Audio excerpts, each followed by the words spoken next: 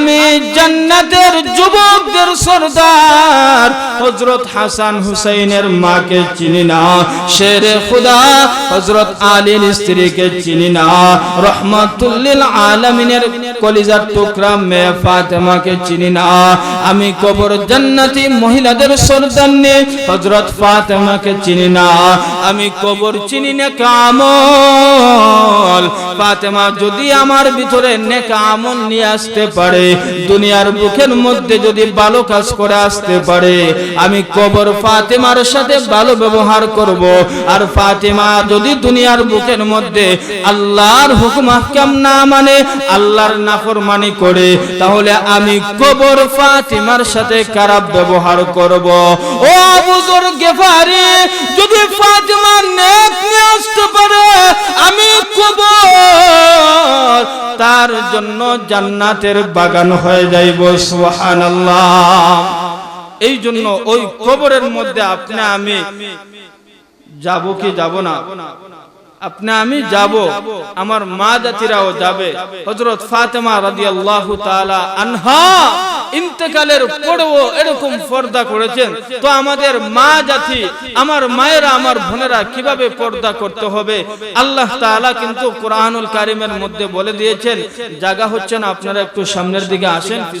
আলহামদুলিল্লাহ, চর আমলাবো পশ্চিম দ্বারা জনাব আবুল কাসেম দামাত বরকাতুহুমের বাড়িতে আয়োজিত আজকের এই মুহূর্তে সম্মেলনের সম্মানিত সভাপতি সাহেব, উপস্থিত আছেন এলাকার গণ্যমান্য ব্যক্তিবর্গ, মুরব্বিয়ানে আজম, যুবক ভাইয়েরা, বাড়িঘর অবস্থানরত আমার শ্রদ্ধা সম্মানিত আবেদা সালেহা মা ও বোনেরা, মহান আল্লাহ সুবহানাহু ওয়া তাআলার দরবারে লাখো কোটি শুকর ও সুজুদ যে আল্লাহ রাব্বুল আলামিন আমাদের সবাইকে দুনিয়ার সমস্ত ব্যস্ততা থেকে ফারেক করে আল্লাহ তাআলা কোরআন এবং হাদিসের মাহফিলের মধ্যে, জান্নাতি বাগানের মধ্যে আসার, বসার, কথা বলার, কথা শোনার তৌফিক দান করেছেন। এই জন্য আমরা খুশি না বেজার ভাই? জোরে বলতে হবে, খুশি না বেজার? আমরা সবাই খুশি। আমরা খুশির আনন্দে মহান মালিকের দরবারে, যে আল্লাহ আমাদেরকে এখানে আসার তৌফিক দিয়েছেন, যে আল্লাহ আমাদেরকে এখানে বসার তৌফিক দিয়েছেন, ওই আল্লাহর শাহিনশার দরবারে সবাই জবান খুলে উচ্চ আওয়াজে শরীরের সবটুকু শক্তিকে একত্রিত করে জোরে সুরে বলি আলহামদুলিল্লাহ। আমার ভাইয়েরা, আমি আপনাদের সামনে পবিত্র কোরআনুল কারীমের 114 খানা সূরা থেকে একটা সূরা, যেই সূরাটি 22 নম্বর পাড়ায় অবস্থিত, সূরাটির নাম হচ্ছে সূরাতুল আহজাব। এই সূরাতুল আহজাবের 32 এবং 33 নম্বর আয়াতে কারিমা তেলাওয়াত করেছি। আল্লাহর রাসূল সাল্লাল্লাহু আলাইহি ওয়াসাল্লামের অসংখ্য অগণিত হাদিসের ভান্ডার থেকে ছোট্ট একখানা হাদিস শরীফ পাঠ করেছি। তেলাওয়াতকৃত আয়াতে কারিমা এবং পঠিত হাদিসকে সামনে রেখে পর্দা সম্পর্কে কিছু আলোচনা করব। আল্লাহ তাআলা আমাদের সবাইকে যা কিছু আলোচনা করি তার উপর আমল করার তৌফিক দান করুন। সবাই বলে আমিন। এই দুনিয়ার বুকের মধ্যে আল্লাহ তাআলা যত বিধি বিধান আমাদের উপর দিয়েছেন, সব বিধি বিধান আল্লাহ তাআলা আমাদের উপর ফরজ করেছেন। আল্লাহ তাআলার এই বিধি বিধানকে আমাদেরকে মানতে হবে।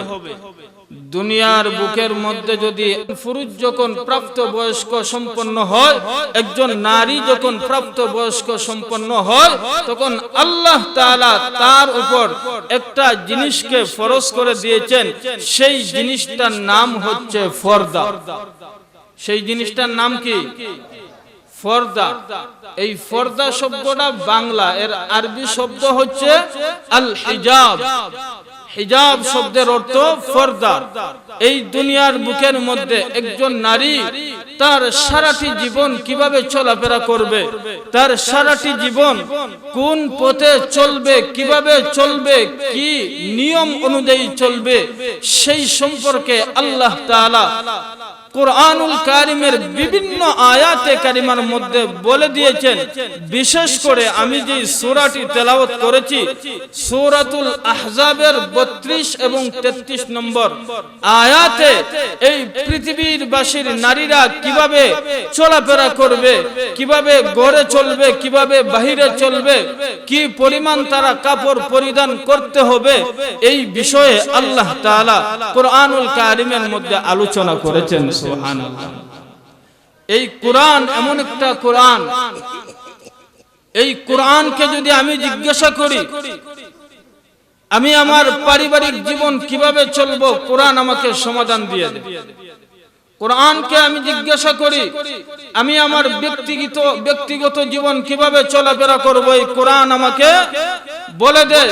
আমি যদি কোরআনকে জিজ্ঞাসা করি, হে কোরআন আমি রাষ্ট্রীয় জীবন কিভাবে পরিচালনা করব, এই কোরআন আমাকে রাষ্ট্রীয় জীবন কিভাবে পরিচালনা করতে হয়, আল্লাহর এই কোরআন আপনাকে আমাকে বলে দেয়। সুবহানাল্লাহ।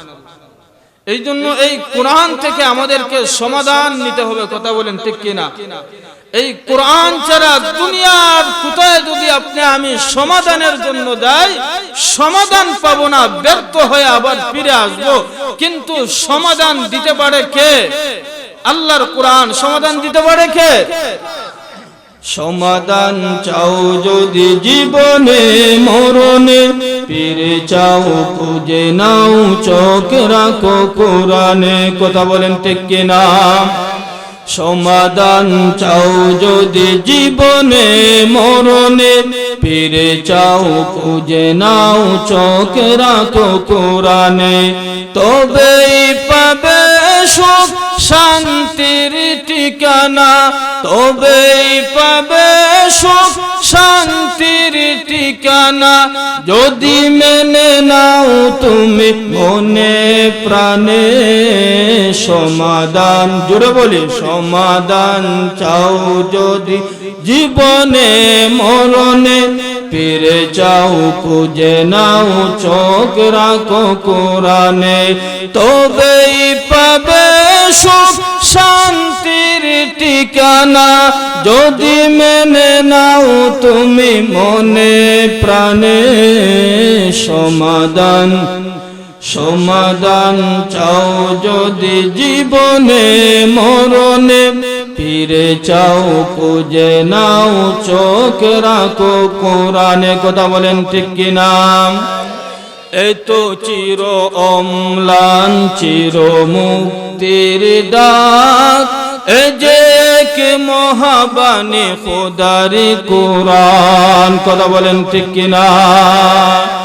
এ তো চির অম্লান চির মুক্তির ডাক, এ যে এক মহাবাণী খোদার কালামে পাক। এই দুনিয়া সেই দুনিয়া, এই দুনিয়া সেই দুনিয়া, শান্তি পাবে তুমি দুজাহানে। সমাধান, সমাধান চাও যদি জীবনে মরণে, ফিরে চাও খুঁজে নাও চোখ রাখো কোরআনে। কথা বলেন ঠিক কিনা? এই জন্য কোরআনের দিকে আমাদেরকে তাকাতে হবে। কোরআন ছাড়া যত রাস্তা আছে সব কিছু ছেড়ে দিয়ে আল্লাহর কোরআনকে শক্ত করে ধরতে হবে, রাসূলের সুন্নাহকে শক্ত করে আঁকড়ে ধরতে হবে। কথা বলেন ঠিক কিনা? এই জন্য একজন মানুষ দুনিয়ার বুকের মধ্যে কিভাবে পর্দা করবে, কতটুকু পর্দা করবে, আল্লাহ তাআলা আমার তেলাওয়াতকৃত আয়াতে কারিমার মধ্যে বলে দিয়েছেন। জোরে বলেন সুবহানাল্লাহ। আল্লাহ তাআলা বলেন, ইয়া নিসা আন-নাবিয়্যি লাস্তুন্না কাআহাদিম মিনান নিসা মিনান নিসাই ইন ইত্তাকাইতুন্না ফালা তাখদা'না بالقول فيطمع الذي في قلبه مرض وقلنا قولا معروفا وقرن في بيوتكن ولا تبرجن تبرج الجاهلية الأولى وأقمنا الصلاة وآتينا الزكاة وأطعنا الله ورسوله إنما يريد الله ليذهب عنكم الرجس أهل البيت ويطهركم تطهيرا আল্লাহ তাআলা বলেন ইয়া নিসা আন-নবী লাস্তুন্না কা আহাদিম মিনান নিসা, হে নবীর পত্নীগণ, হে নবীর স্ত্রীগণ। আল্লাহ তাআলা তার হাবিবকে ডেকে ডেকে বলছেন, ও আমার হাবিব, আমি আল্লাহ আপনার স্ত্রীগণকে ডেকে বলছি। আল্লাহ তাআলা কি বলছেন? ইনিত্তাকাইতুন্না ফালা তাখদা'না বিল কওল। আল্লাহ বলেন, ও নবীর স্ত্রীগণ, তোমরা আল্লাহকে ভয় করো এবং তোমরা তোমাদের কণ্ঠস্বরকে নরম করিও না। এই কথাটা বলেছেন কে? এক নম্বর কথা হচ্ছে আল্লাহ বলেন, নবীর স্ত্রীগণ, তোমরা তোমাদের কণ্ঠস্বরকে নরম করো। আর দ্বিতীয় কথা হচ্ছে আল্লাহ তাআলাকে ভয় করো। এই কণ্ঠস্বর কেন নরম করতে হবে? কি কারণ? কণ্ঠস্বর যদি আমি নরম না করি, আর যদি কণ্ঠস্বর নরম করি, তাহলে আমাদের ক্ষতিটা কি হবে? আল্লাহ তাআলা কুরআনুল কারীমের মধ্যে বলে দিয়েছেন, আল্লাযী ফী কলবিহি মারাদ ওয়া কুলনা কাওলাম মারুফা। ও নবীর স্ত্রীগণ, শুনো, তোমরা যদি নরম কণ্ঠে মানুষের সাথে কথাবার্তা বলো, এই নরম কণ্ঠের একটা আকর্ষণ আছে, একটা স্পিরিট আছে, একটা মায়া আছে, একটা মহব্বত আছে। কথা বলেন ঠিক কিনা? একজন মেয়ে লোক যদি একজন পর পুরুষের সাথে, একজন বেগানা পুরুষের সাথে, যার সাথে দেখা সাক্ষাৎ করা জায়েজ নেই, তাদের সাথে যদি কথাবার্তা বলে, তখন আমাদের সমাজের বর্তমান অবস্থা হলো এই যে একজন মেয়ে মানুষ তার স্বামীর সাথে যেভাবে কথা বলে, একজন পর পুরুষের সাথে কিন্তু সেভাবে কথা বলে না। শুরুতেই সুন্দর করে একটা মুস্কি হাসি দিয়ে সালাম দেয় কি দেয় না? কথা বলেন, দেয় কি দেয় না? তারপরে বলে আপনি কেমন আছেন? কি বলে? আপনি কেমন আছেন? আর স্বামীরে বলে তুই কেমন আছিস? কথা আছে, এমন আছে না মেয়ে লোক? স্বামীরে বলে তুই কেমন আছো, আর পর পুরুষরে বলে আপনি কেমন আছেন। যেই স্বামী তারে সারাটি জীবন লালন পালন করলো, তারে তুই তুকার করে কথা বলে, আর যে একবার ফোন দিছে তার সাথে এত লীলা বিলা, এত ভাব ধরে কথা বলতেছে, না জানি স্বামীর সাথে কেমন কথা বলে। এরকম লোক আমাদের সমাজে আছে না নাই? এই জন্য আল্লাহ বলেন, ও দুনিয়ার বান্দা বান্দিরা, ও দুনিয়ার নারীরা, তোমরা শুনো, তোমরা যখন পর পুরুষের সাথে কথাবার্তা বলবা, তখন তোমাদের সুরটাকে, তোমাদের কণ্ঠটাকে নরম করিও না, বরং তোমরা বক বক কণ্ঠকে বড় করে তোমরা তার সাথে কথা বলো। কণ্ঠকে বড় করে যদি আমি কথা বলি, তাহলে ওই লোকটা মনে মনে চিন্তা করবে সম্ভবত নারীর মেজাজ ভালো না। এই চিন্তা যখন অপর লোকের মাথার মধ্যে ঢুকবে, তখন সে আর আপনাকে ডিস্টার্ব করবে না, আপনাকে আর ইপটিজিং করবে না, আপনাকে আর ফোন দিয়ে কথাবার্তা বলবে না, আপনাকে আর সে অযথা বিরক্ত করবে না। কথা বলেন ঠিক কিনা? আর যদি আমি শুরুতেই নারিং বিরিং করে কথাবার্তা বলি তাহলে সে কিন্তু কইবে আরে কণ্ঠটা সুন্দর, না জানি মেয়ে লোকের চেহারাটা কত সুন্দর। জুড়ে বলেন কথা ঠিক কিনা? আমার বিষয় দেওয়া হয়েছে এই বিষয়ে, জন্য আমি এই বিষয়ে আলোচনা করতেছি, ভাবছিলাম অন্য বিষয়ে আলোচনা করব। তো এই জন্য মা জাতি তাদেরকে আল্লাহ তাআলা কুরআনুল কারীমের মধ্যে স্পষ্ট ভাষায় বলে দিয়েছেন, ও দুনিয়ার নারীরা, তোমরা তোমাদের কণ্ঠ স্বরকে তোমরা তোমাদের স্বামীর সাথে যখন কথা বলবা তখন ভালোভাবে কথা বলিও, আর যখন পর পুরুষের সাথে কথা বলবা তখন তোমরা তোমাদের কণ্ঠটাকে বড় করিও, যাতে সে তোমার কণ্ঠ বুঝেই ভয় পায় যে এই মেয়ে লোকটা মনে হয় সাংঘাতিক হবে, তার সাথে আর কথা বলবো না। কথা বলেন ঠিক কিনা? এই জন্য সেই কথাটাই আল্লাহ তাআলা কুরআনুল কারীমের মধ্যে বলেছেন। আল্লাহ বলেন, ফালা তাখদা'না বিল কওলি ফায়াতমা'আল্লাযী ফি কলবিহি মারাদ ওয়া কুলনা কাওলাম মা'রুফা। আল্লাহ তাআলা বলেন, ও দুনিয়ার বান্দা বান্দিরা, ও দুনিয়ার নারীরা, তোমরা শুনো, আমি আল্লাহ তোমাদেরকে ঘোষণা করলাম, তোমরা তোমাদের স্বামী ব্যতীত অন্য কারোর সাথে সুর দিয়ে কথা বলবা না, মিঠা মিঠা কথা বলবা না, তিতা তিতা কথা বলবা। যদি মিঠা মিঠা কথা বলো তাহলে কিন্তু ফান্দে পড়িয়া পড়ে কানবা। কথা বলেন ঠিক কিনা? এই জন্য আল্লাহ বলে দিয়েছেন সত্যভাবে পরপুরুষের সাথে কথা বলতে। আর আমাদের সমাজের সব এলাকার মেয়েরা না, কিছু এলাকার আমাদের দেশের কিছু মেয়েরা আরে স্বামীর সামনে ফারা তেনা একটা কাপড় নিয়ে বসে থাকে, আর যখন কোনো অনুষ্ঠান হয় বা কোনো অনুষ্ঠান হয়, কোথাও যাইবে, মার্কেটে যাইবে, তখন দুনিয়ার যত মেকআপ আছে সব কিছু গালের মধ্যে দিয়া ভালো শাড়িটা পরিধান কইরা মার্কেটে যায়। জুড়ে বলতে হবে ঠিক কিনা? এই বিষয়গুলো আলোচনা করার দরকার। মা জাতিরা তারা যদি শুনে আমল করতে পারে তাহলে তারা ফাতেমার উত্তরসূরি হয়ে যাবে, খাদিজার উত্তরসূরি হয়ে যাবে, হযরত আসিয়ার উত্তরসূরি হয়ে যাবে। সুবহানাল্লাহ। এই বিষয়ে আলোচনা করার দরকার আছে না নাই? আল্লাহ বলছেন তুমি তোমার স্বামীর সামনে তোমার সৌন্দর্য প্রকাশ করো, আর আমরা সৌন্দর্য প্রকাশ করি মার্কেটে, সৌন্দর্য প্রকাশ করি বাজারে, সৌন্দর্য প্রকাশ করি বিভিন্ন বিয়ের অনুষ্ঠানে। আল্লাহ বলেন বান্দি তুমি এই দিকে চলো, আর আমরা চলি উল্টা পথে। কথা বলেন ঠিক কিনা? আমি কিন্তু বানিয়ে বানিয়ে কিছু বলছি না, এই কোরআন থেকে আমি সব কিছু বলছি। যা কিছু বলবো কোরআন থেকে বলবো। এই কথাটা বলেছেন কে? আল্লাহ তাআলা বলেছেন।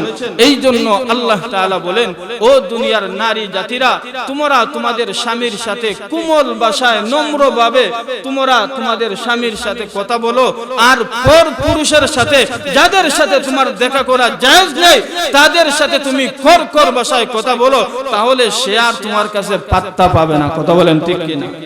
এবার আল্লাহ তাআলা আমার এই তেলাওয়াতকৃত আয়াতের শেষেই বলেন, আল্লাহ বলেন ওয়াকুন্না কাওলাম মারুফা, তোমরা যেভাবে কথা বললে একজন মানুষ তোমাদের সাথে টালটিবাজি করতে পারবে না, ফলটিবাজি করতে পারবে না, তোমরা সেইভাবে কথা বলো।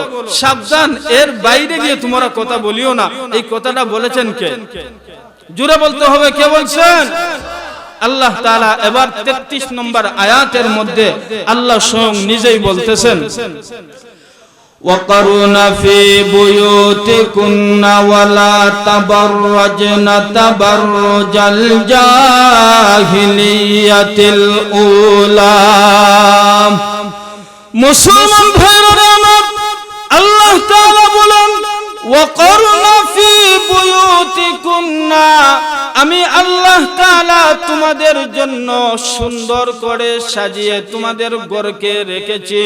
ও নারী জাতিরা, ও আমার পর্দানিশীল মা ও বোনেরা, আমার আল্লাহ আরশের মালিক স্বয়ং ঘোষণা করেছেন, ও নারী জাতিরা, তোমরা তোমাদের ঘরের ভিতরে সুন্দর হয়ে থাকবা, ঘর থেকে বের হবা না। আমি আল্লাহর কাছে সবচেয়ে পছন্দ স্থান তোমাদের জন্য হলো তোমাদের ঘর। সাবধান সাবধান বান্দিরা, তোমরা ঘর থেকে কখনো বের হইবা না। কথাটা বলেছেন কে? আল্লাহ তাআলা। এই কথা বলার পরে আল্লাহ তাআলা বলেন, ওয়ালা তাবাররাজনা তাবাররুজাল জাহিলিয়াতিল উলা। ও দুনিয়ার নারীরা শোনো, তোমরা আইয়ামে জাহিলিয়াতের নারীদের মতো তোমরা সাজসজ্জা করে ঘর থেকে বের হয় না। যদি প্রয়োজন পড়ে ঘর থেকে বের হইবা, তবে তুমি স্বাভাবিকভাবে ঘর থেকে বের হইবা। যেভাবে ঘর থেকে বের হলে তোমার দিকে বোকাটে ছেলে তাকাতে পারবে না, তোমার দিকে বদমাশ ছেলে তাকাতে পারবে না, সেইভাবে ঘর থেকে বের হবা। তোমার প্রয়োজন যখন শেষ, তুমি আবার ঘরের মধ্যে ফিরে আসবা। তোমার গায়ের মধ্যে বুরকা পরিধান করবা। আবার এমন বুরকা পরিধান করিও না যেই বুরকা পরিধান করার পরে ছোট বাচ্চারাও তোমার দিকে তাকিয়ে থাকে। কথা বলেন ঠিক কিনা? আমাদের সমাজে তো আজকে আমার মা জাতিরা এমন বুরকা পরে, কাপড় পরলে যেই রকম লাগে বুরকা পরলে সেই রকম লাগে, মানে টাইট ফিট বুরকা। আল্লাহ বলেন তুমি তোমার বুরকাকে বড় করো, বড় করো। আর আমাদের সমাজের নারীরা কি করে? তাদের বুরকারে একেবারে টাইট ফিট করে। কথা বলেন ঠিক কিনা? আল্লাহ বলেন তুমি চলো ডানে, বান্দি বলে আল্লাহ আমি চলবো বামে। এরকম না।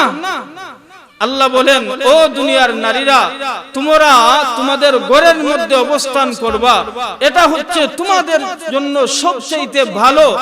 আর যদি প্রয়োজনে তোমরা কোথাও যাইতে হয়, নারীদের যদি কোনো প্রয়োজন থাকে, কোনো দরকার থাকে, তাহলে বের হতে পারবে শর্ত সাপেক্ষে। তার চেহারাকে পরিপূর্ণভাবে ডেকে বের হতে হবে। তার শরীরকে বড় কাপড় দিয়ে, বুরকা দিয়ে, তার হাতগুলোকে মুজা দিয়ে ডেকে বের হতে হবে। এই রকম যদি বের হও, এটা ইসলাম তোমাকে অনুমতি দেয়। এই ছাড়া যত পন্থায় তুমি বের হবা, ইসলাম তা কখনো সমর্থ করে না। কথা বলেন ঠিক কিনা? এই জন্য নারী জাতি এমন একটা জাতি, যেই নারীর গর্ভ থেকে আপনি আমার জন্ম। কথা বলেন ঠিক কিনা? নারী জাতি যদি তাদের দেহটা, তাদের শরীরটা যদি তারা শরীরের হেফাজত করতে পারে, তারা যদি তাদের শরীরের হেফাজত করতে পারে, পর পুরুষকে যদি তাদের শরীরটা না দেখায়, ওই নারীর গর্ভ থেকে জন্ম নিবে বরফির আব্দুল কাদের জিলানী, ওই নারীর গর্ভ থেকে জন্ম নিবে বরফির বাইজিদ মুস্তামি, ওই নারীর গর্ভ থেকে জন্ম নিবে এদেশের ওলি আউলিয়া কেরাম। কথা বলেন ঠিক কিনা? এই জন্য মা জাতি যত সতর্ক থাকবে, সন্তান তত ভালো হবে। কথা বলেন ঠিক কিনা? আমার ভাইয়েরা, আল্লাহর নবী, বিশ্ব নবী রহমাতুল্লিল আলামিনের কলিজার টুকরা মেয়ে নবীজি যখন ইন্তেকাল করছেন, তো ইন্তেকালের সময় আল্লাহর রাসূল তার মেয়ে হযরত ফাতেমা রাদিয়াল্লাহু তাআলা আনহাকে বলেন, ও ফাতেমা, আমি নবী মনে হয় দুনিয়া থেকে বিদায় নিয়ে যাব। এই কথা বলার পরে হযরত ফাতেমা বলে, ইয়া রাসূলুল্লাহ, ইয়া হাবিবাল্লাহ, তাহলে আমি কিভাবে থাকবো আপনাকে ছেড়ে? আল্লাহর রাসূল বললেন, ও ফাতেমা, তুমিও অল্প কিছুদিনের মধ্যে আমি রাসূলের কাছে তুমি চলে আসবা। সুবহানাল্লাহ। 6 মাস পরে হযরত ফাতেমা রাদিয়াল্লাহু তাআলা আনহার ইন্তেকাল হয়, এই দুনিয়া থেকে বিদায় নেয়। হযরত ফাতেমা রাদিয়াল্লাহু তাআলা আনহা যখন দুনিয়া থেকে বিদায় নেবেন, হযরত ফাতেমার এত সুন্দর একটা ঘটনা হাদিস শরীফের মধ্যে এসেছে। হযরত ফাতেমার হৃদয় বিদারক ঘটনা। হযরত ফাতেমা রাদিয়াল্লাহু তাআলা আনহু রাত্রে শুয়ে আছেন। হযরত আলী, হযরত ফাতেমার স্ত্রী হযরত আলী রাদিয়াল্লাহু তাআলা আনহু উনার ঘর থেকে মসজিদের মধ্যে গেছেন নামাজ পড়ার জন্য। মসজিদ থেকে যখন চলে আসলেন, তখন দেখতেছেন হযরত ফাতেমা কান্নাকারি করতেছে। হযরত ফাতেমা কি করতেছে? হযরত ফাতেমা কান্নাকারি করতেছে। তো হযরত আলী জিজ্ঞাসা করে, ও ফাতেমা, তুমি কান্নাকারি করতেছো কেন? তোমার কি হয়েছে? তোমার কি সমস্যা হয়েছে? হযরত ফাতেমা বলে, ও আমার স্বামী, আমি আজকে রাত্রে স্বপ্ন দেখেছি আমার আব্বাজান রাহমাতুল্লিল আলামিন আমার ঘরের মধ্যে চলে আসতেন। সুবহানাল্লাহ, আরো আসতে বলেন সুবহানাল্লাহ। ও আলী, আমার আব্বা আমার ঘরের মধ্যে এসে কি যেন খুঁজাখুঁজি করতেছেন। এক পর্যায়ে খুঁজতে খুঁজতে আমার আব্বাজান রাহমাতুল্লিল আলামিন ঘর থেকে বের হয়ে যাবেন। তো আমি ফাতিমা আমার বাবাকে ডাক দিলাম, আব্বাজান। আমি এই কথা যখন বললাম, আমার আব্বাজান রাহমাতুল্লিল আলামিন বললেন, ফাতিমা। তো ফাতিমা বলতেছে, আব্বাজান আপনি কি ঘরের মধ্যে কোনো কিছু খুঁজতেছেন? তো আল্লাহর রাসূল বলেন, ফাতিমা আমি নবী ঘরের মধ্যে তোমাকে খুঁজতেছি। সুবহানাল্লাহ। ও ফাতিমা, তুমি আগামী কালের মধ্যে এই দুনিয়া ছেড়ে আমার কাছে চলে আসবা। সুবহানাল্লাহ। আল্লাহর নবী বিশ্ব নবী রাহমাতুল্লিল আলামিন ফাতেমাকে যখন এই কথা বললেন, হযরত ফাতেমা কান্নাকাটি করতে লাগলেন। মুসলমান ভাইরা রে আমার, হযরত ফাতেমা রাদিয়াল্লাহু তাআলা আনহা এই স্বপ্ন দেখার পর কান্নাকাটি করতে লাগলেন। আর হযরত আলীকে ডেকে ডেকে বলেন, স্বামী হে, আমার আব্বাজান আমাকে বলে গেছেন আজকে রাত্রিতে যেন আপনার সাথে সেহরি খাই, আমি যেন রোজা রাখি, আর আমি এই সেহরির এই রোজার ইফতার করব জান্নাতের মধ্যে আমার আব্বাজানের সাথে। সুবহানাল্লাহ। মুসলমান ভাইরা রে আমার, আল্লাহর নবী বিশ্ব নবী রাহমাতুল আলামিন হযরত ফাতেমা রাদিয়াল্লাহু তাআলা আনহাকে স্বপ্নে বলে দিলেন।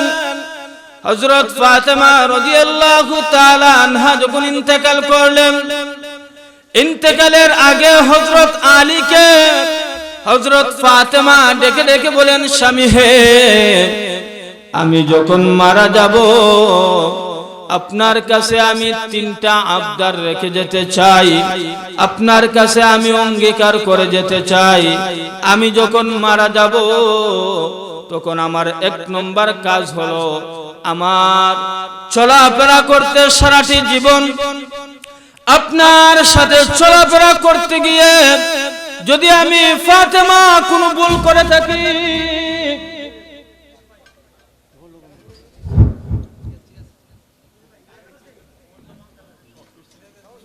আমি ফাতেমা যদি কোনো অন্যায় করে থাকি, ও আমার স্বামী আলী শুনো শুনো, আমি ফাতেমা দুনিয়া থেকে বিদায় নিয়ে যাব। আমি ফাতেমা আমার সারাটি জীবন আপনার সাথে চলাফেরা করার কারণে যদি আপনার মনে কোনো রকম কষ্ট দিয়ে থাকি, আপনার সাথে যদি দুর্ব্যবহার করে থাকি, স্বামী হে আমার এই দুর্ব্যবহার অন্যায়গুলো আপনার মাফ করে দিতে হবে। সুবহানাল্লাহ। স্ত্রী মারা যাওয়ার আগে স্বামীর কাছে ক্ষমা চাচ্ছে, আর স্বামীকে বলছে আমার সারাটি জীবন চলাফেরা করতে গিয়ে যদি স্বামী হে তোমাকে কোন রকম কষ্ট দিয়ে থাকি তাহলে আমাকে মাফ করে দিবেন, আর যদি আমাকে মাফ না করেন হাসরের কঠিন ময়দানে আমার বাবাকে জিজ্ঞাসা করা হবে, ও রাহমাতুল লিল আলামিন তোমার মেয়ে তোমার স্বামীর সাথে তোমার মেয়ের স্বামীর সাথে দুনিয়ার বুকের মধ্যে খারাপ আচরণ করেছে, ভালো আচরণ করে নাই, খারাপ ব্যবহার করেছে। এই প্রশ্ন যদি আমার বাবাকে আল্লাহ তাআলা করেন তাহলে আমার তো আর সম্মান থাকবে না। ও আমার স্বামী আলী শোনো, আমি আপনার কাছে ক্ষমা চাচ্ছি, আমি ইন্তেকালের আগে আমার ভুল ত্রুটিকে আপনি ক্ষমা করে দেন। সুবহানাল্লাহ। স্ত্রী স্বামীর কাছে ক্ষমা চাচ্ছে। তো আমাদের এখানে শিক্ষণীয় বিষয় কি? শিক্ষণীয় বিষয় হচ্ছে, ও আমার মায়েরা বোনেরা, তোমরা যখন তোমাদের স্বামীর সাথে সংসার করবা তো সংসার করতে গিয়ে অনেক সময় স্বামীর সাথে মন মালিন্য হয় কি হয় না? অনেক সময় একটু ঝগড়াঝাটি হয়। এই জন্য ইন্তেকালের আগে তোমরা যখন বুঝবা তোমার সময় শেষ হয়ে গেছে, তখন তুমি তোমার স্বামীর কাছে মাফ চাইবা, মাফ চেয়ে নিবা, আর বলবা স্বামী হ্যাঁ অনেকদিন তোমার সাথে আমি বসবাস করেছি, চলাফেরা করেছি, যদি তোমার কাছে আমি কোনো অন্যায় অপরাধ করে থাকি তো আমাকে মাফ করে দাও। এইভাবে যদি আমার মা জাতিরা তাদের স্বামীর কাছে মাফ চাইতে পারে, তাহলে হযরত ফাতেমা রাদিয়াল্লাহু তাআলা আনহার উত্তরসূরি হয়ে যাবে। সুবহানাল্লাহ। এক নম্বর, স্বামীকে হযরত ফাতেমা বললেন আমাকে মাফ করে দিয়েন। এবার দুই নম্বরে হযরত ফাতেমা স্বামীকে ডেকে ডেকে বলতেছেন, ও আমার স্বামী শুনেন, আমি যখন মারা যাব, আমি মারা যাওয়ার পরে আমি ফাতেমা আপনাকে অনুমতি দিয়ে দিলাম, আপনি একজন সুন্দরী রূপসী নারী দেখে বিয়ে করে ফেলবেন। আমি ফাতেমা আপনাকে অনুমতি দিলাম, আপনি একজন নারীকে বিয়ে করে ফেলবেন। আপনি শুধু একজন নারীকে বিয়ে করবেন তা নয়, আমার সন্তান হাসান হুসাইনকে আপনার কাছে রেখে যাচ্ছি। আমি যখন মারা যাব, মারা যাওয়ার পরে প্রত্যেক সপ্তাহে একদিন হাসান হুসাইনকে কুলে নিয়ে আপনি ঘরের মধ্যে শুইবেন। সুবহানাল্লাহ। হযরত ফাতেমা স্বামীকে আরেকটা কথা বলে গেলেন, সেটি হচ্ছে, ও আমার স্বামী শুনো, আমি মারা যাওয়ার পরে আমাকে রাত্রির বেলাতে কবর দিবা, দাফন দিবা, কবরের মধ্যে রাখবা, আমাকে দিনের বেলায় কবরের মধ্যে রাখবা না। এমনিতে আলী ডাক দিয়ে কয়, ফাতেমা তোমাকে কেন রাত্রির বেলায় কবরের মধ্যে রাখবো? তুমি তো রাহমাতুল লিল আলামিনের কলিজার টুকরা মেয়ে, তোমার জানাজার নামাজ পড়ার জন্য মক্কা মদিনার হাজার হাজার লোক চলে আসবে। তোমাকে যদি রাত্রে কবরে রাখি, রাত্রে যদি তোমাকে জানাজার নামাজ পড়াইয়া দাফন করি, তাহলে তো লোকজন কম হবে। এমনিতে ফাতেমা ডাক দিয়ে কয়, স্বামী হ্যাঁ শুনো, আমি ফাতেমা আপনার কাছে বলে যাচ্ছি, আমাকে রাত্রির বেলায় কেন কবর দিবা, আমাকে রাত্রির বেলায় এই জন্য দাফন করবা, এই জন্য কবরের মধ্যে রাখবা, কারণ দিনের বেলায় যদি আমাকে দাফন করো, আমাকে কবর দাও, আমার জানাজার নামাজের মধ্যে যদি লোকজন জমা হয়ে যায়, তাহলে লোকজন এসে আমার কাফনের উপরে আমার দিকে তাকাবে, আর মনে মনে ভাববে নবীজির মেয়ে হযরত ফাতেমা কতটুকু লম্বা ছিল, কি পরিমাণ খাটো ছিল, কতটুকু মোটা ছিল। দুনিয়ার মানুষরা আমার লাশের দিকে যদি তাকায়, তাহলে আমার পর্দার খেলাফ হবে। সুবহানাল্লাহ। হযরত ফাতেমা বলে দিলেন, স্বামী হ্যাঁ আমি ইন্তেকালের পরে আমি চাই না আমার পর্দার খেলাফ হোক, এই জন্য আপনাকে আমি ওসিয়ত করে গেলাম, আপনাকে আমি বলে গেলাম, আমি যখন মারা যাব তো আমি ফাতিমাকে রাত্রির বেলায় কবরের মধ্যে রাখবেন। সুবহানাল্লাহ। আল্লাহর নবীর কলিজার টুকরা মেয়ে হযরত ফাতিমা যখন ইন্তেকাল করলেন, ফাতিমা ইন্তেকালের পরে এবার ফাতিমা রাদিয়াল্লাহু তাআলা আনহাকে কাঠগড়ার মধ্যে রাখা হলো। এমনিতে হযরত আলী এবং তার দুই ছেলে হাসান এবং হুসাইন, তারা তিন পাশে তিনজন ধরেছে, আর কাঠগড়ার মধ্যে একদিক বাকি, তো এই একদিকের মধ্যে কে ধরবে? এমনিতে আল্লাহর নবী হযরত আবু যর গিফারি রাদিয়াল্লাহু তাআলা আনহুকে স্বপ্নে ডেকে ডেকে বলেন, ও আবু যর, আমার মেয়ে হযরত ফাতেমা দুনিয়া থেকে বিদায় নিয়েছে, তার কাঠগড়া কবরের মধ্যে নেওয়ার জন্য লোকজন পাওয়া যাচ্ছে না। ও আবু যর গিফারি, তুমি যাও, আমার ফাতিমার বাড়িতে যাও, আমার ফাতিমার লাশটাকে কবরের মধ্যে রেখে আসো। সুবহানাল্লাহ। আল্লাহর নবীর হুজুর গফারি আমি জান্নাতের যুবকদের সরদার হযরত হাসান হুসাইনের মাকে চিনি না, শেরে খুদা হযরত আলীর স্ত্রীকে চিনি না, রহমাতুল লিল আলামিনের কলিজার টুকরা মেয়ে ফাতেমাকে চিনি না। আমি কবর জান্নাতি মহিলাদের সরদারনে হযরত ফাতেমাকে চিনি না। আমি কবর চিনি না আমল। ফাতেমা যদি আমার ভিতরে নেক আমল নিয়ে আসতে পারে, দুনিয়ার বুকের মধ্যে যদি ভালো কাজ করে আসতে পারে, আমি কবর ফাতেমার সাথে ভালো ব্যবহার করব। আর ফাতেমা যদি দুনিয়ার বুকের মধ্যে আল্লাহর হুকুম আহকাম না মানে, আল্লাহর নাফরমানি করে, তাহলে আমি কবর ফাতেমার সাথে খারাপ ব্যবহার করব। ও বুজুর গফারি যদি ফাতেমা নেক নিয়ে আসতে পারে, আমি কবর তার জন্য জান্নাতের বাগান হয়ে যাইব। সুবহানাল্লাহ। এই জন্য ওই কবরের মধ্যে আপনি আমি যাব কি যাব না? আপনি আমি যাব, আমার মা জাতিরাও যাবে। হযরত ফাতেমা রাদিয়াল্লাহু তাআলা আনহা ইন্তেকালের পরেও এরকম পর্দা করেছেন, তো আমাদের মা জাতি, আমার মায়েরা, আমার বোনেরা কিভাবে পর্দা করতে হবে আল্লাহ তাআলা কিন্তু কোরআনুল কারীমের মধ্যে বলে দিয়েছেন। জায়গা হচ্ছে না, আপনারা একটু সামনের দিকে আসেন, পিছনের ভাইদেরকে বসার সুযোগ করে দেন। সবাই একটু জিকির করি লা ইলাহা। সামনের দিকে আসেন ভাই, একটু নড়াচড়া করেন, সামনের দিকে আসেন। লা ইলাহা ইল্লাল্লাহ, জোরে লা ইলাহা।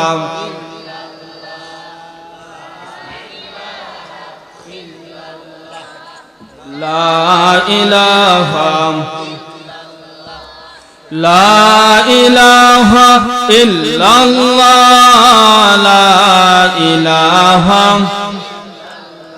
জোরে লা ইলাহা ইল্লাল্লাহ, লা ইলাহা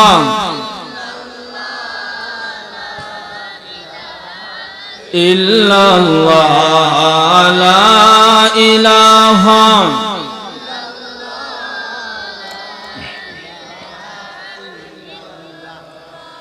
লা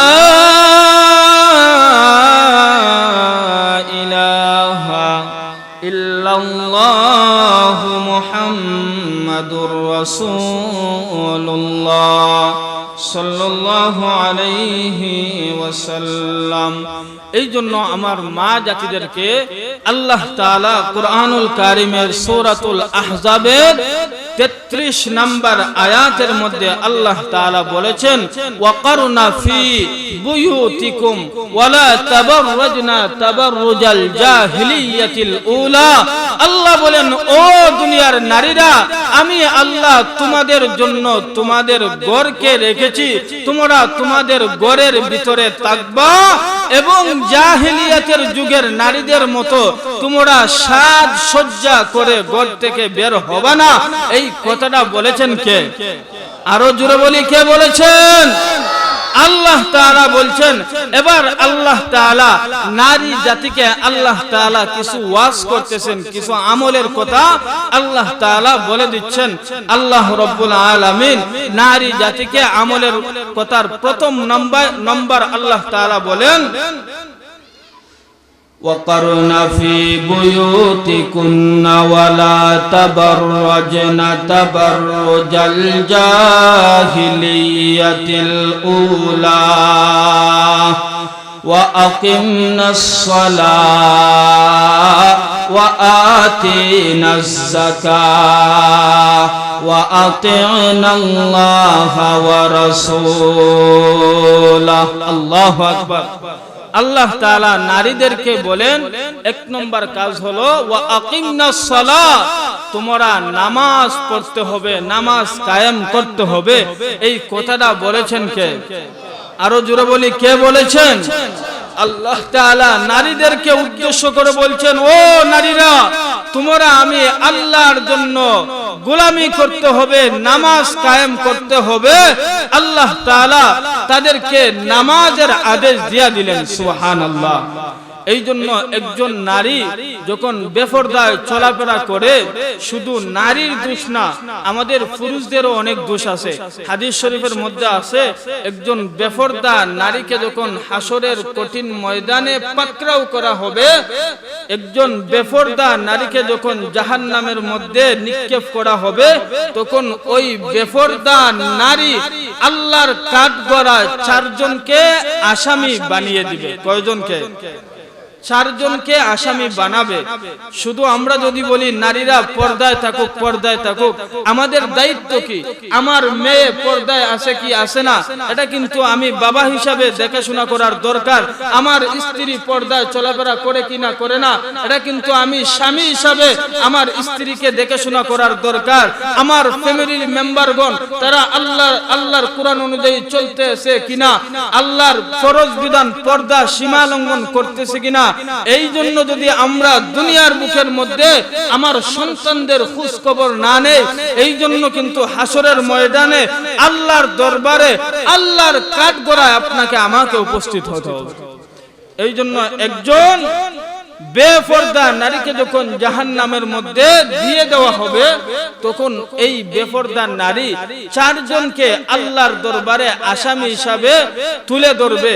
4 জনের 1 নম্বর হলো এই বেপরদা নারী তার বাবার কথা আল্লাহকে বলবে, আর বলবে, আল্লাহ দুনিয়ার বুকের মধ্যে আমাকে সৃষ্টি করেছিলেন, কিন্তু আমার বাবা আমাকে কখনো পর্দার কথা বলে নাই, আমার বাবা আমাকে কখনো ইসলাম মেনে চলতে বলে নাই, আমার বাবা আমাকে পর্দা মেনে চলতে আমাকে কখনো বলে নাই। ওগো আল্লাহ, আমি যে দুনিয়ার বুকের মধ্যে বেপরদায় চলাফেরা করেছি, এর জন্য 1 নম্বর আসামি হলো আমার বাবা। কারণ সে যদি আমাকে পর্দা করতে আদেশ করত, তাহলে আজকে আমি জাহান্নামের মধ্যে যাইতাম না। আল্লাহ তাআলা বাবাকে তখন হাজির করবেন। এবার ওই জাহান্নামী মেয়ে, ওই বেপরদাশীল মেয়ে 2 নম্বর আসামির নাম বলে দিবে, আর বলবে, ওগো আল্লাহ আমার 2 নম্বর আসামি হলো আমার ভাই। আমার ভাই দুনিয়ার বুকের মধ্যে ওয়াজ মাহফিলের মধ্যে গিয়েছে, পর্দা সম্পর্কে সে জেনেছে, কিন্তু আমি যে তার বোন, আমি কিভাবে পর্দা করতে হবে আমাকে আমার ভাই একটিবার বলে নাই। আমি যে বেপরদা চলাফেরা করতেছি, বেপরদা চলাফেরা যে করতেছি, বেপরদা থেকে আমাকে আমার ভাই কখনো বিরত রাখে নাই। এই জন্য আল্লাহ, আমি জাহান্নামে যাওয়ার কারণ, আমি জাহান্নামে যাওয়ার দুনিয়ার বুকের মধ্যে পর্দা না করার 2 নম্বর কারণ হলো আমার ভাই। 3 নম্বর ওই মহিলারা বলবে, 3 নম্বর আসামি হলো আমার স্বামী। আমার স্বামী আমাকে কখনো পর্দা করতে বলে নাই, আমার স্বামী কখনো আমাকে নামাজ আদায় করতে বলে নাই, আমার স্বামী কখনো আল্লাহর হুকুম আহকাম মেনে চলতে বলে নাই। ওগো আল্লাহ, দুনিয়ার বুকের মধ্যে আমি আমার স্বামীর সাথে একসাথে থেকেছি, একসাথে চলাফেরা করেছি, একসাথে খেয়েছি, কিন্তু কখনো আমার স্বামী আমাকে পর্দা সম্পর্কে বোঝায় নাই, পর্দার আদেশ করে নাই। আমি কিভাবে চললে আল্লাহর হুকুম মান্য হবে, আর কিভাবে চললে আল্লাহর হুকুম অমান্য হবে, আমার স্বামী তা আমাকে শিক্ষা দেয় নাই। ওগো আল্লাহ, 3 নম্বর আসামি হলো আমার স্বামী। এবার ওই বেপরদা নারী আল্লাহর কাছে আবদার করবে, 4 নম্বর আসামি হলো আমার সন্তান। আমার সন্তান আমাকে কখনো পর্দা সম্পর্কে বোঝায় নাই। আমার সন্তান যদি আমাকে বলতো, মা তুমি আজ থেকে পর্দা করতে হবে, তুমি ঘর থেকে বের হয় না, তুমি বাজার ঘাটে যাও না, বাজারের যত সমস্যা আছে, বাহিরের যত সমস্যা আছে, সব কিছু আমরা করব, তোমাকে ঘর থেকে বের হতে হবে না, এইভাবে কিন্তু আমার সন্তান আমাকে বলে নাই। ওগো আল্লাহ, 4 জন আসামি আমি আপনার সামনে তুলে ধরলাম। এবার এই 4 জন আসামিকে আল্লাহ তাআলা হাসরের কঠিন ময়দানে পাকড়াও করবেন, আর বলবেন, তোমার কারণে তোমার মেয়ে কেন জাহান্নামে যায়। বাবাকে বলবেন, ও জাহান্নামের বাবা, তোমার কারণে তোমার মেয়ে জাহান্নামে গিয়েছে, তুমি তোমার মেয়েকে কেন জান্নাতে নিতে পারলা না, তোমার মেয়েকে কেন দুনিয়ার বুকের মধ্যে পর্দার তালিম তাআল্লুম দিতে পারলা না, পর্দার শিক্ষা কেন তুমি দিতে পারলা না। আল্লাহ তাআলা এই জন্য কুরআনুল কারীমের মধ্যে বলেছেন, ইয়া আইয়ুহাল্লাযীনা আমানু কু আনফুসাকুম ওয়া আহলিকুম নারা।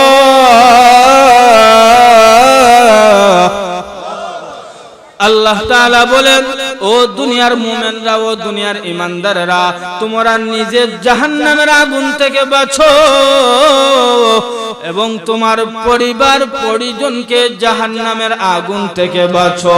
আমার আরশের মালিক ডেকে ডেকে কই, দুনিয়ার বান্দা বান্দিরা রে, তুমি নিজে আমি আল্লাহর আযাব থেকে বাঁচো, তোমার স্ত্রীকে জাহান্নামের আগুন থেকে বাঁচাও, তোমার ছেলেকে জাহান্নামের আগুন থেকে বাঁচাও, তোমার মেয়েকে জাহান্নামের আগুন থেকে বাঁচাও, তোমার পরিবার পরিজনকে জাহান্নামের আগুন থেকে বাঁচাও।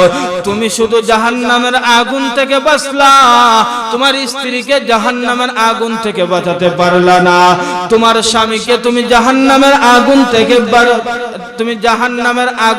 বাঁচাতে পারলা না, তুমি তোমার মেয়েকে জাহান্নামের আগুন থেকে বাঁচাতে পারলা না। এর জবাব কিন্তু স্বামীকে আল্লাহ তাআলার দরবারে দিতে হবে। কথা বলেন ঠিক কিনা? এই জন্য স্বামীর কিছু দায়িত্ব আছে, সন্তানেরও কিছু দায়িত্ব আছে, এবং নিজের আপন ভাইয়েরও কিছু দায়িত্ব আছে। একজন ভাই যদি তার আপন বোনকে বলে, ও আমার বোন, তুমি বেপরদায় চলাফেরা করিও না, তুমি বেগানা পুরুষের দ্বারে কাছে যাইও না, তাদের সাথে কথাবার্তা বলিও না, অবশ্যই অবশ্যই নিশ্চয় নিশ্চয় আমি যদি আমার বোনকে বলি, আমার বোন আমার কথা অমান্য করবে না।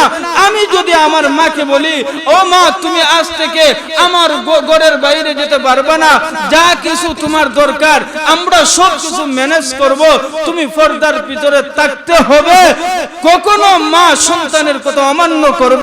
কারণ প্রথম নজরটা ছিল তোমার, আর দ্বিতীয় নজরটা অন্য কেউ। এর মানে হলো দ্বিতীয়বার যদি তুমি তাকাও, তাহলে শয়তান তোমাকে তার দিকে তাকাবে। কথা বলেন ঠিক কিনা? এই জন্য ইসলাম আমাদেরকে বলে দিয়েছে, যদি আমরা অনিচ্ছাকৃতভাবে কোনো মেয়ে লোকের দিকে তাকাই, যাদের সাথে কথা বলা, দেখা সাক্ষাৎ করা জায়েজ নয়, তাদের দিকে যদি আপনি আমি তাকাই, তাহলে তাকানোর পরই আল্লাহর এই আদেশের কথা আপনি আমার অন্তরের ভিতরে ঢুকাতে হবে, আর চিন্তা করতে হবে, আমি যদি আবার তাকাই তাহলে তো আমার আমলনামায় গুনাহ লেখা হবে। এই জন্য আপনি আমি যদি এই মেয়ে লোকদের কাছ থেকে আমাদের দৃষ্টি নিচের দিকে নিতে পারি, তাহলে দুনিয়া এবং আখিরাতে আপনি আমি সফল কাম হয়ে যাব। সুবহানাল্লাহ। আজকে দুনিয়ার মুখের মধ্যে আমরা পুরুষরা যেভাবে অবাধে চলাফেরা করতেছি, নারী জাতিরাও ঠিক অবাধে চলাফেরা করতেছে। এই জন্য ইসলামকে পরিপূর্ণভাবে আমাদেরকে মেনে চলতে হবে। একজন নারী যেইভাবে চলাফেরা করলে জান্নাতের মধ্যে যেতে পারবে, সেইভাবে চলাফেরা করতে হবে। একজন পুরুষ যেইভাবে চলাফেরা করলে জান্নাতের মধ্যে যেতে পারবে, সেইভাবে চলাফেরা করতে হবে। আল্লাহু আকবার। হযরত আসিয়া রাদিয়াল্লাহু তাআলা, হযরত আসিয়া আলাইহিস সালাতু ওয়াস সালাম ফেরাউনের স্ত্রী ছিলেন। হযরত আসিয়া যখন কালেমা ছাড়ে না, দিন ছাড়ে না, তো ফেরাউন হযরত আসিয়ার মাথার মধ্যে ধরে মাথার মধ্যে আঘাত করতেছে, সারা শরীর থেকে রক্ত বের করতেছে। তো আল্লাহ তাআলা জিবরাইল আমিনকে ডেকে বললেন, ও আমার জিবরাইল, আমার আসিয়ার শরীর থেকে তো ফেরাউন রক্ত জড়াইতেছে, আমার আসিয়া আর বাঁচবো না, যাও যাও আমার আসিয়ার সামনে জান্নাতটাকে তুলে ধরো। সুবহানাল্লাহ। হযরত আসিয়া কেমন ছিলেন?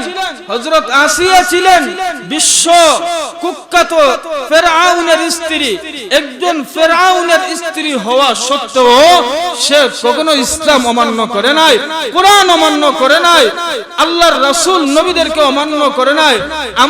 আমরা তো এরকম পজিশনে পড়ি না, আমরা তো এরকম বিপদের সম্মুখীন না।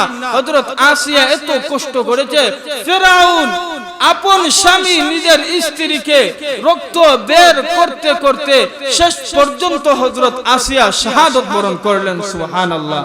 এই জন্য আমরা যদি আমাদের মা জাতি, আমাদের বোনেরা যদি হযরত আসিয়ার মতো পর্দা করে, হযরত ফাতেমার মতো পর্দা করে, হযরত খাদিজার মতো পর্দা করে, দুনিয়া এবং আখিরাতে তারা শান্তি পেয়ে যাবে। সুবহানাল্লাহ। এই জন্য মুসলমান ভাইরা আমার, আল্লাহর নবী বিশ্ব নবী রাহমাতুল লিল আলামিন হাদিস শরীফের মধ্যে বলেছেন, ও দুনিয়ার উম্মতেরা, এই দুনিয়ার বুকের মধ্যে তোমরা চলাফেরা করবা, আল্লাহর হুকুম আহকাম মেনে চলবা, আল্লাহর বিধি বিধান অনুযায়ী তোমরা চলবা। আল্লাহর হুকুম আহকাম যদি আপনি আমি না মানি, আল্লাহর কাঠ গড়া কিন্তু আপনাকে আমাকে দাঁড়াতে হবে। নারী জাতি যদি সঠিকভাবে পর্দা করে, ভালোভাবে পর্দা করে, তো ওই নারী জাতির গর্ভ থেকে, ওই নারী জাতির পেট থেকে আল্লাহ তাআলা বরফের আব্দুল কাদের জিলানীর মতো ওলি আউলিয়া এই দুনিয়ার বুকের মধ্যে প্রেরণ করবেন। সুবহানাল্লাহ। আমি প্রায় সময় একটা ওয়াকিয়া বলে থাকি। আল্লাহর এক বান্দা ছিল, নাম ছিল আবু সালেহ জঙ্গি রহমাতুল্লাহি আলাইহি।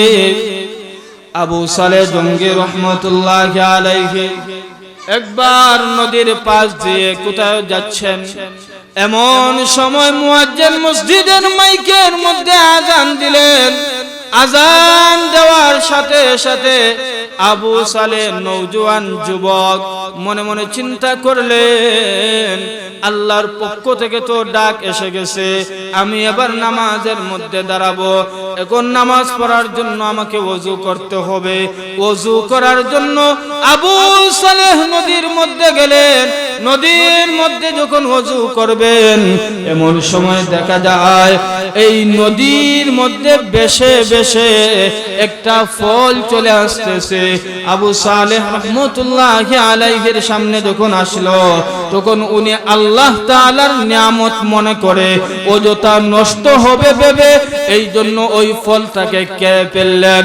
আবু সালেহ এই ফলটা খাওয়ার পর মনে মনে চিন্তা করলেন, আমি যে এই ফলটা ভক্ষণ করলাম, এই ফলটা কার হবে? অবশ্যই এই ফলের কোনো একটা গাছ আছে, আর যদি কোনো একটা গাছ থাকে তাহলে এই ফলের মালিকও আছে। আবু সালেহ জঙ্গি রহমাতুল্লাহি আলাইহির মাথার মধ্যে আল্লাহর ভয় ঢুকে গেল। আল্লাহ তাআলা যদি এই ফলটা আমি মালিকের অনুমতি ছাড়া খেয়েছি, এই জন্য যদি হাসরের কঠিন ময়দানে আমাদেরকে, আমি আবু সালেহ জঙ্গিকে আল্লাহ তাআলার কাঠ করার দাঁড় করায়, তাহলে তো জাহান্নাম ছাড়া আমার কোনো উপায় নাই। এই জন্য আবু সালেহ জঙ্গি রহমাতুল্লাহি আলাইহি মনে মনে চিন্তা করলেন, আমি ফল খেয়েছি কোনো সমস্যা নেই, তবে এই ফলের মালিককে খুঁজে খুঁজে বের করতে হবে, তার কাছে মাফ চাইতে হবে। তার কাছে যতক্ষণ পর্যন্ত মাফ চাবো না, ততক্ষণ পর্যন্ত আমি আবু সালেহ বাড়ির মধ্যে যাব না। সুবহানাল্লাহ।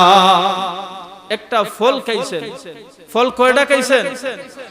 একটা ফল খাওয়ার পরে উনার অন্তরের ভিতরে আল্লাহর ভয় ঢুকে গেছে। আর আমরা তো আমাদের সমাজে আমরা কত মানুষের কত ফল, কত কিছু আমরা তাদেরকে না জানিয়ে, মালিককে না জানিয়ে খাই কি খাই না? জোরে বলেন, খাই কি খাই না? কত খেয়েছি, এর কোনো হিসাবই নেই। এই জন্য হক দুই প্রকার, একটা হচ্ছে হকুল্লাহ আর একটা হচ্ছে হকুল ইবাদ। হকুল্লাহ মানে আল্লাহ তাআলার হক, আল্লাহর ইবাদত বন্দেগী, নামাজ রোজা হজ যাকাত ইত্যাদি ইত্যাদি, এগুলো হচ্ছে আল্লাহ তাআলার হক। এগুলো যদি আমরা দুনিয়াতে আদায় না করি, আমরা যদি তওবা করি, আল্লাহ তাআলা ইচ্ছা করলে মাফ করলে করতে পারেন, আবার না করলে নাও করতে পারেন। কিন্তু হকুল ইবাদ যেই জিনিস, সেটা হচ্ছে বান্দার হক। কার হক? বান্দার হক। আমি অপর এক ভাইয়ের কোনো কিছু বক্ষণ করলাম তাকে না জানিয়ে, যতক্ষণ পর্যন্ত আমি তার কাছ থেকে মাফ না চাইব আল্লাহ তাআলা কখনো আমাকে মাফ দিবেন না। এটা হচ্ছে বান্দার হক।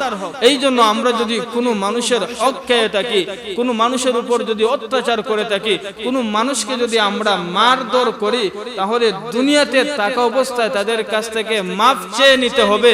হাসরের ময়দানে কিন্তু সে আপনাকে পাকড়াও করবে যদি মাফ না করে। এই জন্য আমরা আমাদের জীবনের দিকে একটু তাকাবো আর দেখবো কোথায় কার কি খেয়েছি, কাকে না জানিয়ে কার সম্পদ আমি বক্ষণ করেছি, কার সম্পদ আমি হাতিয়ে নিয়েছি। দুনিয়াতে থাকা অবস্থায় তার কাছে আমরা মাফ চেয়ে নিব তো ইনশাআল্লাহ। এটা কিন্তু আল্লাহ তাআলা কখনো মাফ করবেন না। তো মুসলমান ভাইরা আমার, আবু সালেহ জঙ্গি রহমাতুল্লাহি আলাইহি এবার ফল খাওয়ার পরে এবার নদীর উল্টো দিকে যেদিকে স্রোত আসতেছে এর উল্টো দিকে উনি দৌড়াতে শুরু করলেন, হাঁটতে শুরু করলেন আর ওই মালিকটাকে খুঁজে বের করতে শুরু করলেন। আবু সালেহ জঙ্গি রহমাতুল্লাহি আলাইহি সামনের দিকে অগ্রসর হয়ে যায়। যাইতে যাইতে হঠাৎ করে দেখে নদীর পাশে একটা আপেল গাছ। তো আবু সালেহ মনে মনে ভাবে সম্ভবত এই আপেল গাছ থেকে আপেলটা পড়েছে। আবু সালেহ জঙ্গি ওই আপেল গাছের মালিকের কাছে যায়, গিয়ে বলে, ও চাচা, আপনার গাছের একটা ফল মনে হয় পানিতে পড়ে গিয়েছিল, আমি আল্লাহর নিয়ামত ভেবে অযথা নষ্ট হবে বিদায় আমি খেয়ে ফেলেছিলাম। ও আমার চাচা, একটা ফল খেয়েছি আপনাকে না জানিয়ে, আপনার অনুমতি না নিয়ে। চাচা গো, আমাকে মাফ করে দাও, আমাকে মাফ করে দাও, আর কখনো আপনার গাছের ফল আমি খাবো না। এই কথাটা যখন নওজোয়ান যুবক আবু সালেহ জঙ্গি রহমাতুল্লাহি আলাইহি বাগানের মালিকের কাছে বলল, এমনিতে বাগান চিন্তিত হয়ে গেলেন, আমার এই আপেল গাছের ফল কত মানুষে কত ভাবে চুরিদারি করে খায়, কোনদিন তো একটা লোক আমার কাছে ক্ষমা চাইতে আসে নাই। অথচ আল্লাহর এক বান্দা নওজোয়ান যুবক একটা ফল নদী দিয়ে ভেসে যাচ্ছে, ওই ফলটাকে আমার কাছে এসেছে মাফ চাইতে।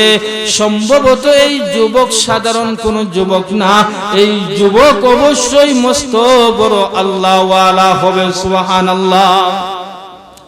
এবার বাগানের মালিক আবু সালেহ জঙ্গি রহমতুল্লাহি আলাইহিকে বলতেছে, ও নওজোয়ান যুবক, তোমাকে আমি মাফ করতে পারি, তবে শর্ত আছে। যুবক দেখে বলে, কি শর্ত? এবার বাগানের মালিক বলে, শর্ত হলো তুমি যে আমার বাগানের ফল আমাকে না জানিয়ে খেয়েছো, এই জন্য তোমাকে 1 বছর আমার বাড়িতে চাকর হিসেবে থাকতে হবে। আবু সালেহ জঙ্গি রহমতুল্লাহি আলাইহি বলেন, মাত্র একটা ফল আমি খাইলাম, এই জন্য 1 বছর আপনার বাড়িতে চাকর হিসেবে থাকতে হবে, তা কেমনে হয়? তো বাগানের মালিক বলেন, যদি তুমি 1 বছর না থাকো তোমাকে আমি মাফ করব না। আবু সালেহ জঙ্গি মনে মনে চিন্তা করে, আমাকে যদি বাগানের মালিক মাফ না করে, হাসরের কঠিন ময়দানে এই ফল বক্ষণ করার কারণে আল্লাহর কাঠগড়ায় তার জবাবদিহি করতে হবে। আর আল্লাহ যদি আমাকে এই একটা কারণে জাহান্নামে দিয়ে দেয়, তো জাহান্নামের আযাব আর গজব তো আমি সহ্য করতে পারবো না। না না না, আমি 1 বছর আপনার বাড়িতে চাকর হিসাবে থাকার নিয়ত করেছি। সুবহানাল্লাহ। এবার আবু সালেহ জঙ্গি রহমতুল্লাহি আলাইহি 1টা বছর এই বাগানের মালিকের বাড়িতে চাকর হিসাবে কাজ কর্ম করতেছেন, চাকর হিসাবে থাকতেছেন। এমনিতে আবু সালেহ জঙ্গি রহমতুল্লাহি আলাইহি 1 বছর যখন অতিবাহিত হয়ে গেল, তখন আবু সালেহ